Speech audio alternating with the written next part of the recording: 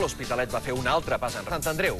Partit trebat, amb 2 expulsats, en què els locals es van endur una victòria crucial per salvar-se. El que es va veure ahir a Vilatenim serà una tònica constant en el que resta de la temporada. Quan hi ha una salvació en joc, passen coses com aquesta. Una entrada salvatge de Jordi Martínez a Molo, que va fer que el Sant Andreu jugués amb 10 des del minut 49. Al cap d'una estona, Molo queda estès a terra. La jugada continua i Expósito es pren també la justícia pel seu compte. Cap a la dutxa. El pobre Molo devia acabar el partit com un parrac, després també de rebre aquesta pilotada. El que fa el futbol ben poc, fins al punt que ens saltem directament al primer temps i passem aquest xut al pal de Dieguito només començar la segona meitat. Els locals han reclamat penal en aquesta acció sobre Expósito. Queda clara la descripció de la jugada d'aquest espectador.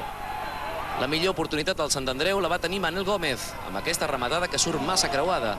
I en el minut 65 arribaria el gol de Mi Apuesta, en una acció afortunada per als locals, perquè Marc Sallarès va foradar la porteria de Javi Ruiz després d'un munt de rebots. Les botifarres de les comarques de Girona són famoses arreu del país.